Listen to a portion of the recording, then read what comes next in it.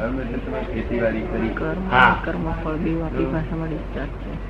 અને જુવાર નાખ્યા કર્મ એનું ફળ આવે તો ફળ લેવા દે. હવે તે મહેનત કરી તેટલું ફળ ના આવે, હવે જુવાર ઉડી ગઈ ડબલ આવે અને ફળ બહુ આવે, પુષ્કળ આવે. પણ બેવ છે તે રોકવું હોય અને ફળ લઈ આવવું, બેવ છે તે ડિસ્ચાર્જ. એનાથી જ આપણે જગત ઉભું થયું.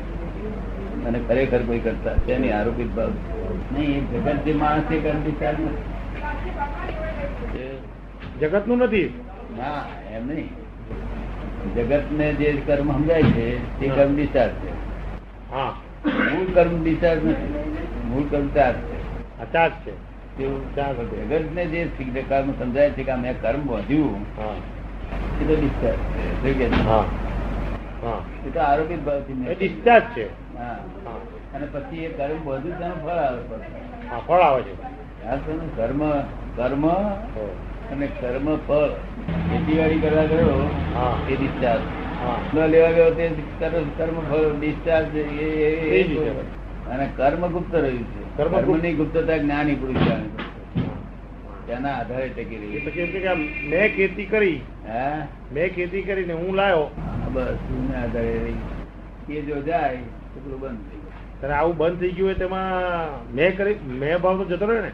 હા, બે ભાવ રહ્યો નહીં. હું કરતા છૂટી ગયેલો. પછી શુદ્ધાત્મા અને સંયોગ બે જ રહ્યું. શુદ્ધાત્મા સંયોગ. એટલું સરસ વિજ્ઞાન આપ્યું છે જગતમાં. શું છે કે આટલી બધી વસ્તુઓ છે બે એને નાનામાં નાનું કરી નાખો, ઓછામાં ઓછા સ્કોપમાં મૂકી દો તો શુદ્ધાત્મા છે ને સંયોગ છે. બસ બીજું કોઈ છે નહીં.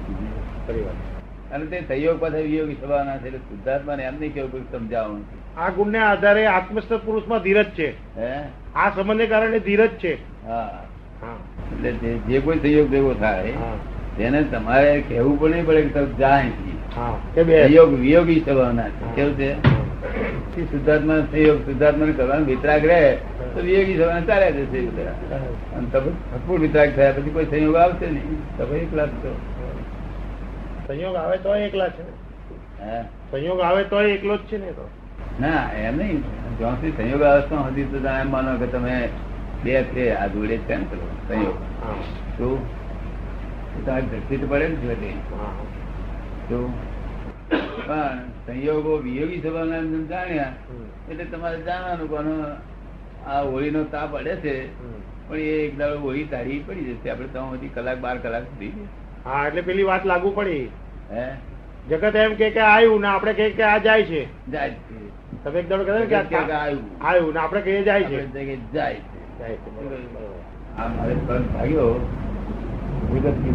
ભાગ્યો ભાગ્યો તો તે હંધાવા મળ્યો. બરોબર. જયારે એનો ભાગ્યો હતો તે દાડે ભાગ્યો હતો. આ તો ભાગ્યો તો હંધાવા મળ્યો. આ તો રૂપકમાં આવ્યું. હવે હંધાવાની શરૂઆત થઈ. બરોબર. ભાગ્યો ત્યારથી હંધાવાની શરૂઆત થાય. શું થાય? એક સેકન્ડમાં. હા, બરોબર છે. જેવું હંધાવાની શરૂઆત ને આપડા લોકો ભાગી ગયું. ભાગ્યો તો પહેલો આ તો હંધાવાની શરૂઆત થઈ, બિગિનિંગ. બરોબર છે. આ તો કન્સ્ટ્રક્ટિવ છે. નીચે ગતિમાન છે. ગતિ છે. આમ ગતિશીલ છે. ગતિશીલ છે. એ સમજાય બહુ કામ કરી નાખેલું. જવાનો થાય છે ત્યારથી એ પ્રગટ થાય છે, ત્યારથી જવાની શરૂઆત કરે છે. ત્યારે આપડે લોકો આવ્યો એવું કઉ છું. લોકોને સમજાતું નથી. એની ક્રિયા તો થઈ ગયેલી છે. આયાની જે ક્રિયા છે થઈ ગઈ છે. જ્યારથી તમે ખોટું ખાવા મળ્યું ને ત્યારથી જે ક્રિયા શરૂ થઈ ગઈ છે. શું થઈ છે? આ ઇફેક્ટ છે. પેલા કોઝ હતા. હા, હવે તાવ નીકળવાની વ્યવસ્થા થઈ ગઈ. કારણ કે તાવ સાહેબ બાર બંધ કરી દો, બંધ. તાવ તો નીકળવાની શરૂઆત થઈ ગઈ. હવે લોકોને સમજાય નહીં. કરતા ભાવમાં પડેલા લોકોને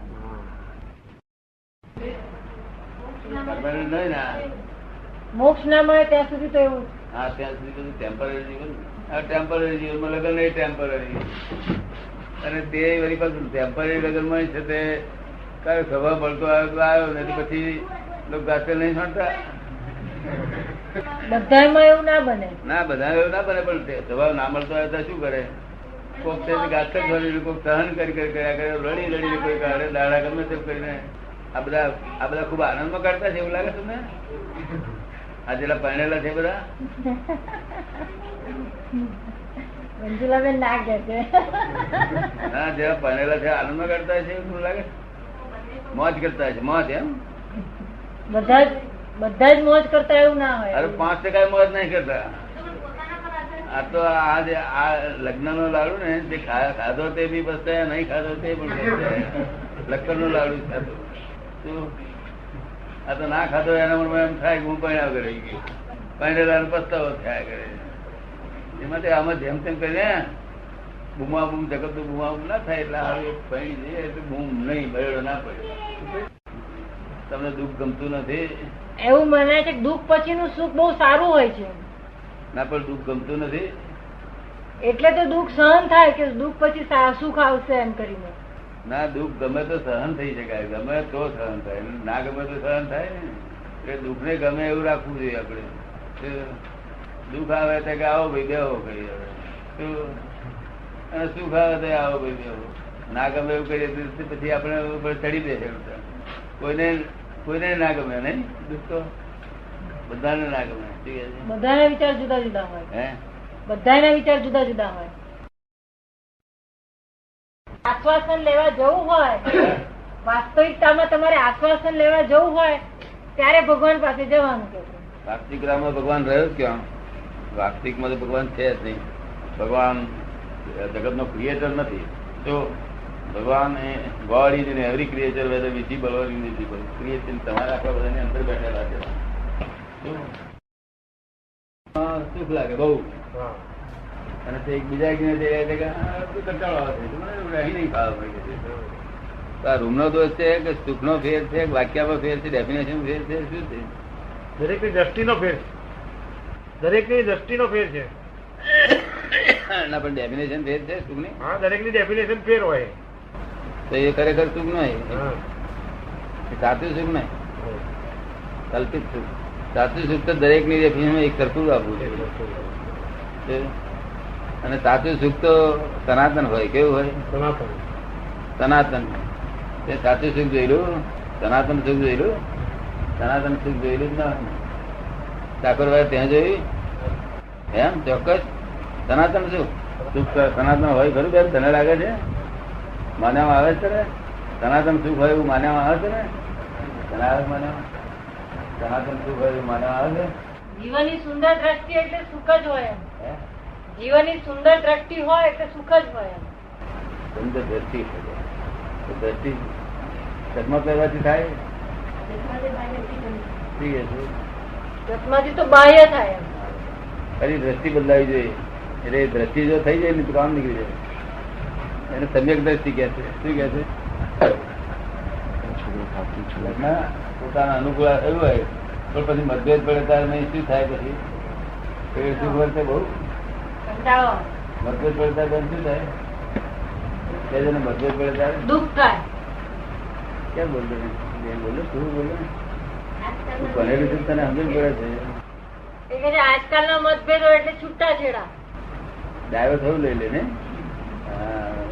મતભેદ તો રહેવાના જ સુધી. મતભેદ તો રહ્યા વગર હોય જ નહીં ને. તમારા ઘરમાં મતભેદ નહીં જોયા તમે? સામસામે બાંધછોડ થયા કરતી હોય ને. સામસામે બાંધછોડ પણ થયા કરતી હોય ને.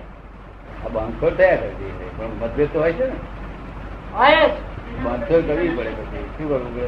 બાંધછોડ ના કરે તૂટી જાય, ધૂળી જવું રહેવું પડે. બેન કે છે મતભેદ વગર તો જીવન અશક્ય જ હોય. એવું આપડે અશક્ય કેમ કહેવાય? કોઈ મતભેદ ના પણ હોય. અપવાદ નથી માન્યામાં આવતું. અપવાદ માન્યામાં નથી આવતું. તમને મતભેદ છે કોઈ જાતનો નહીં? આપણે મતભેદ નહીં ભાઈ? મતભેદ કે નથી કે ખરી તમને માન્યામાં આવે? નિકાલી મતભેદ હોય. નિકાલી હોય ના પણ મતભેદ જ ના કહેવાય. નિકાલી એ વસ્તુ મતભેદ ના કહેવાય. કોઈક વખત હું નીરુબેન મતભેદ હશે નહીં હોય એવું? એમનો મતભેદ નહીં હોય એવું તને લાગે છે? તે મતભેદ જોયેલો એમને આટલું 2 વર્ષમાં? મેં નથી જોયો 10-11 વર્ષમાં કોઈ જોડે મતભેદ પડ્યો. મતભેદ પડે તો કામનું શું લાઈફ? પણ વાતે ખરી છે, મતભેદ ના પડે એવું જગ્યા જ નથી હોતી, કોઈ કાળે નથી, સાંભળવામાં નથી આવ્યું. હિમાલયમાં હતી નથી. આ તો આપણે અહીંયા આગળ આપણું વિજ્ઞાન જુદી જાતનું છે. અહીં છે. તમને મતભેદ ગમે કે ના? મતભેદ હે? તારે મતભેદ ગમે? મતભેદ હોય તો બુદ્ધિ વધે, જાણવાનું મળે. મતભેદ હોય ત્યારે કઈ જાણવાનું મળે, બુદ્ધિ વધે. હા, બુદ્ધિ વધારવાનું કારખાનું છે. ત્યાં ખરું કરી કરી પછી મેં કંટાળો ના આવે, મતભેદ થાય છે. દરેક ના કેવા કેવા લેવા થાય છે. આપડે મતભેદ પડે રાતે ઊંઘી આવે ના ઊંઘી જતી. કારણ કે જાણતો મતભેદ થી બુદ્ધિ વધે, ઊંઘી જાય. વાત કરી છે અહીં આવે ને, અહીં આવે ને એટલે મતભેદ ના પડે કે છે. આથી કરાય આપણાથી.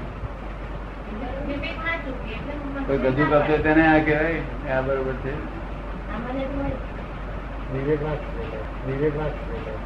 સામાન્ય હોય વિવેક ના ચુકાય એવું તો વિજ્ઞાન થી મતભેદ જાય. વિજ્ઞાન થી સંપૂર્ણ સમાધિ રહે, નિરંતર સમાધિ રહે. વિજ્ઞાન થી એ વિજ્ઞાન જગતમાં કોક થયો ઉભું થાય છે, બાકી વિજ્ઞાન હોય નહીં. વિજ્ઞાન હોય નહીં. અનુકૂળ થતા એટલા માટે બધાને કહું છું એડજસ્ટ એવરીવેર. શું કહું છું?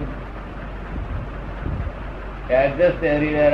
આ વિચિત્ર કાળ છે ને, એ એડજસ્ટ થઈ શકાશે નહીં. માટે એડજસ્ટ આપણે થવું જોઈએ. ત્યાં સારું કઈ અનુકૂળ થઈ. તને અનુકૂળ થવાનું નથી બસન નહીં.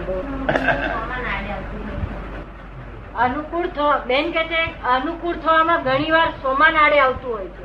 હા, એ સમાન ને જયારે પોટલી વેચવા જઈએ ત્યારે સીધી કિંમત આવતી છે.